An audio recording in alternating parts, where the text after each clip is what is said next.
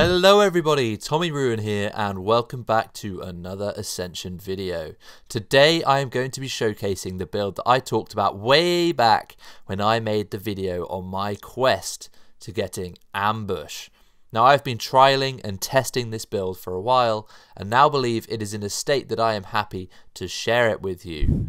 In this video I will go over the key abilities I use, my talent selection, the random enchants I have chosen to use, the weapons and the gear I am using, and I will go over my rotation as well. This build is actually really fun as the crits you get from Ambush are really nice and I have been pumping out some good damage with this build. Okay, so let's start with the key abilities I am using in my rotation, and I suggest you aim to get on the Wildcard server. So currently I actively use Backstab, Stealth, Slice and Dice, Eviscerate, Ambush and Shadow Dance. Now to get Backstab, Stealth, Slice and Dice and Eviscerate requires you to be level 1, so you can actually get them all at level 1, although this will require a long time to roll. It is worth picking up Eviscerate and Slice and Dice for the extra DPS though, so if you don't want to spend the time rolling, I suggest starting with Backstab, Stealth and either Eviscerate or Slice and Dice, and then roll for the other one as you level. Now this can be done a lot more easily by rolling the dice every time you get 1 AE, so it will only roll a 1 AE ability. As Slice and Dice are both 1 AE, they can be found with better odds using this method. At level 60, with the ability essences you get, I took Shadow Dance in the Subtlety Rogue tree and Overkill in Assassination Rogue. Shadow Dance is an integral part of this build and is your main burst window, and I chose Overkill for the nice energy regen it gives. It also procs from Shadow Dance, so it is up quite frequently. Okay, so let's dive into the talents then. In this video I will go over the main set of talents that I use for this build, and there will be a few talent points left over. And with those I will give some guidance on where I recommend spending them, as well as explain where I have put my talent points.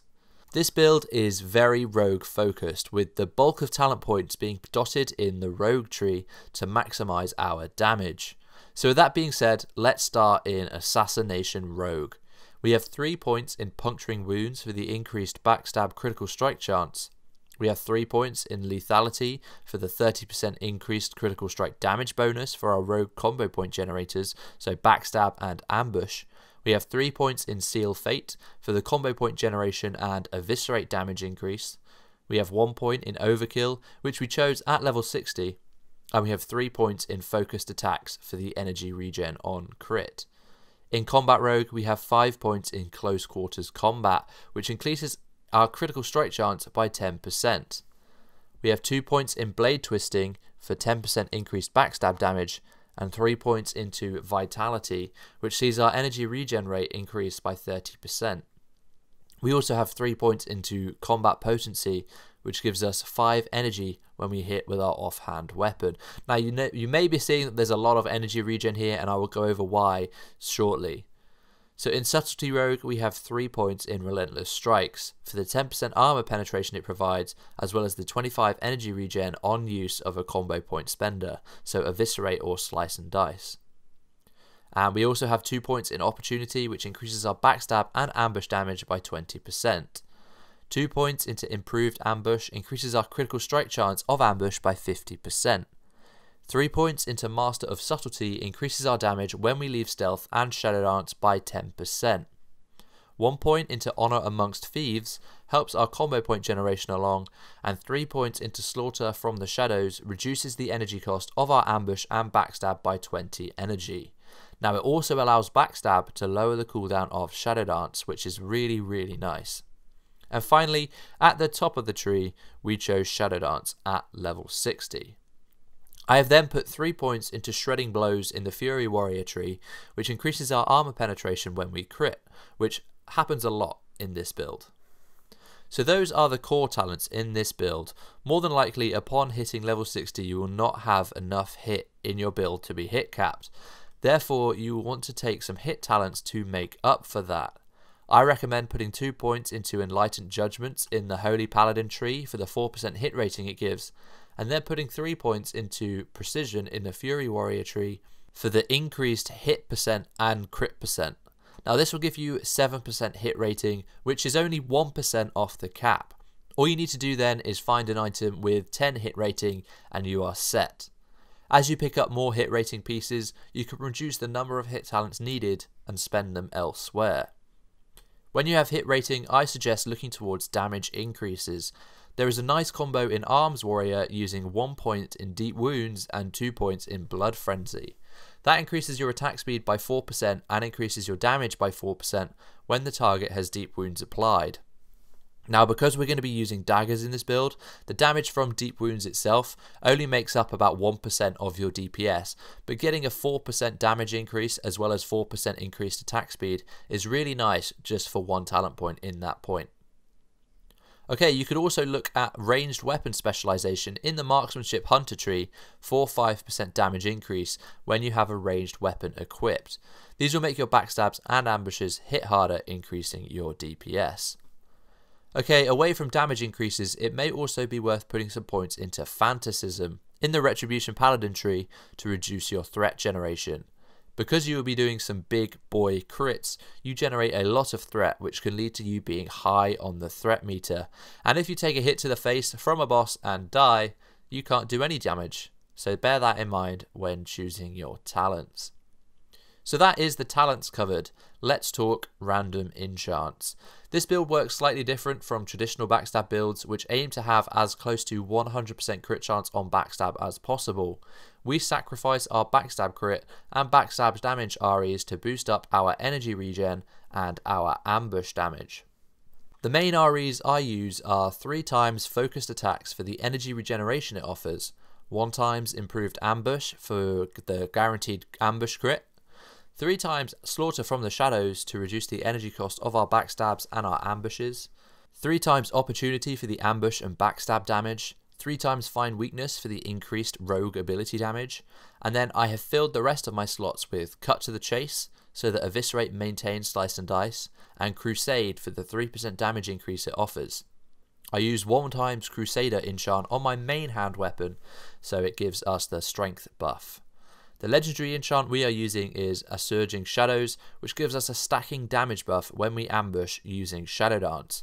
Although we can't use the full power of this enchant without Shadow Step, it still is a big damage increase and out damages the other options for this build when it comes to legendary random enchants. For actual enchants, I use +5 weapon damage on my main hand. Because backstab and ambush scale on weapon damage, you'll want the highest damage dagger as possible in your main hand.